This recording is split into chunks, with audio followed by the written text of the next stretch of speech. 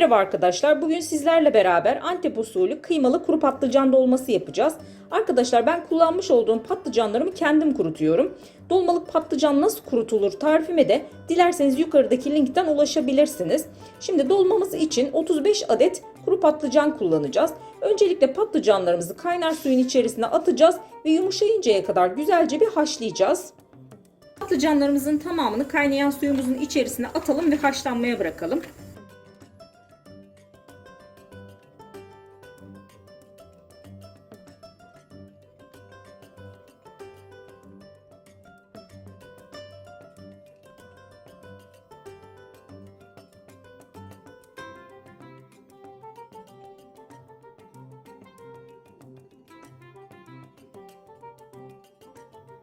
Patlıcanlarımızı tam 10 dakika haşladık. Çok güzel bir şekilde yumuşadılar. Şimdi patlıcanlarımızın suyunu süzüp soğumaya bırakalım. Biz de bu arada dolmamızın iç harcını hazırlayalım.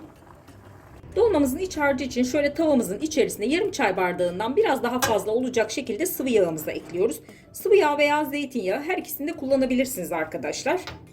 Arkadaşlar dolmamızın iç harcını pişirerek yapacağız. Tabi tercihe göre çiğden yapanlar da var ama ben özellikle kuru patlıcan dolması yaparken mutlaka iç harcımı pişirerek kullanmayı tercih ediyorum. Size de bu şekilde denemenizi tavsiye ederim. Şimdi yağımızın üzerine soğanımızı ekliyoruz. Ardından ince doğranmış şöyle 4 diş sarımsağımızı ekliyoruz. Soğanımızı ve sarımsağımızı kısık ateşte güzelce bir kavuruyoruz. Evet, soğanımız yavaş yavaş kavrulmaya başladı. Şimdi içerisine dolu dolu 1 yemek kaşığı biber salçamızı ekliyoruz. Şöyle yarım yemek kaşığı da domates salçası ekliyoruz. Salçamızı da 1-2 dakika kadar kavuruyoruz.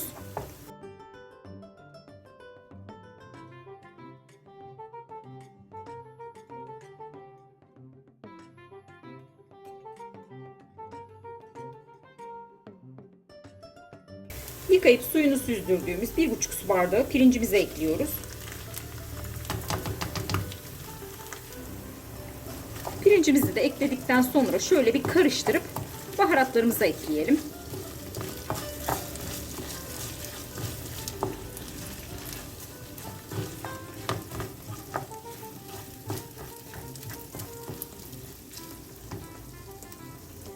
Baharat olarak şöyle 1 çay kaşığı pul biber, 1 çay kaşığı karabiber, 2 çay kaşığı sumak ve biraz da tuz ekliyoruz. Şöyle 1, 2, 2,5 çay kaşığı kadar tuz ekledim. Siz de tuz ve baharat miktarını tamamen kendi damak tadınıza göre ayarlayabilirsiniz. Tuzumuzu ve baharatlarımızı da ekledikten sonra şöyle harcımızı güzelce bir karıştırıyoruz.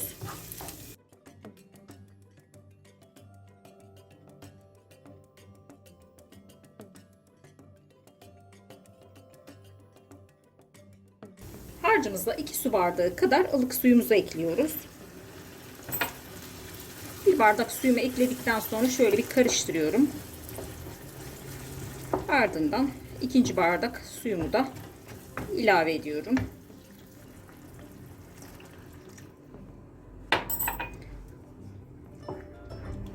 Tekrar karıştırıyoruz.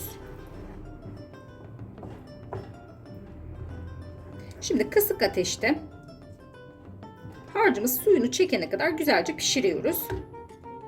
Harcımız suyunu çekti. Şöyle de göstereyim. Kıvamı tam olarak bu şekilde. Şimdi ocağımızın altını kapayalım. Genişçe bir kabın içerisine alalım ve soğumaya bırakalım. Harcımızı bir miktar soğuttuk. Şimdi içerisine 250 gram kıymamızı ekleyip harcımızı güzelce bir harmanlıyoruz.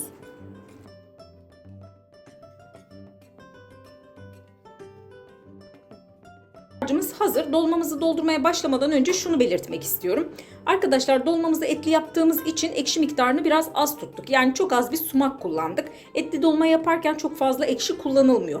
Ama dolmanızı etsiz, sade bir şekilde yapacaksanız ekşi miktarını biraz daha fazla tutabilirsiniz. Patlıcanımızın içerisine iç harcımızdan bir miktar dolduruyoruz.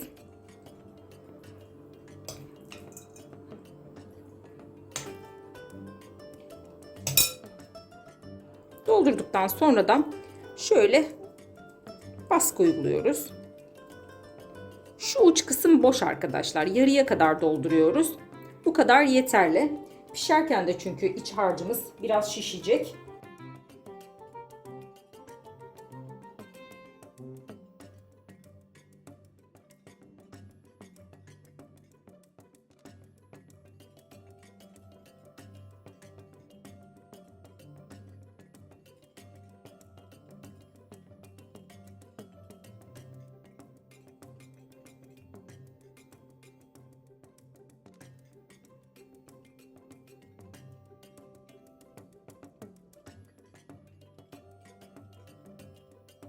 Patlıcan dolmalarımızı doldurduk. Şöyle iç harcımızın bulunduğu kabımızın içerisine dolmalarımızın üzerine dökmek için sosumuzu hazırlayalım. Şöyle biraz zeytinyağı ekliyorum. 3-4 yemek kaşığı kadar. Ardından şöyle 1,5 yemek kaşığı kadar limon suyu.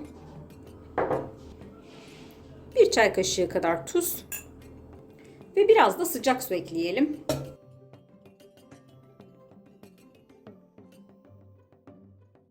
Suyumuzu şöyle bir karıştıralım.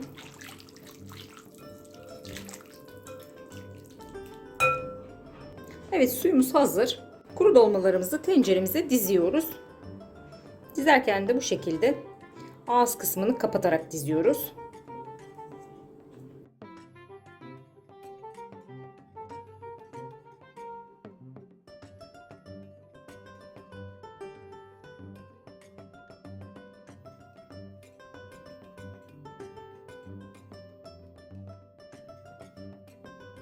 Dolmamızın üzerine suyumuzu döküyoruz.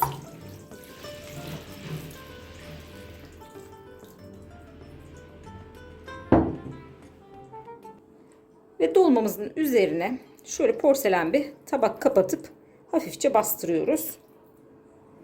Ardından tenceremizin kapağını kapayıp dolmamızı pişmeye bırakıyoruz.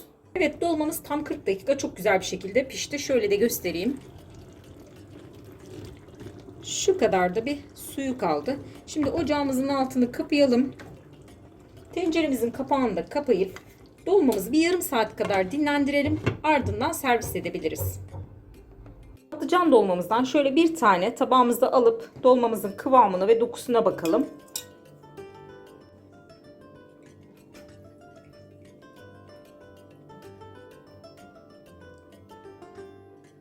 Tam kıvamında nefis kuru patlıcan dolması oluyor. Mutlaka denemenizi tavsiye ederim. Ayrıca videomuzu beğendiyseniz destek vermek için lütfen YouTube kanalımıza abone olmayı unutmayın. Tariflerimizi mutlaka deneyin. Deneyen herkese de şimdiden afiyet olsun.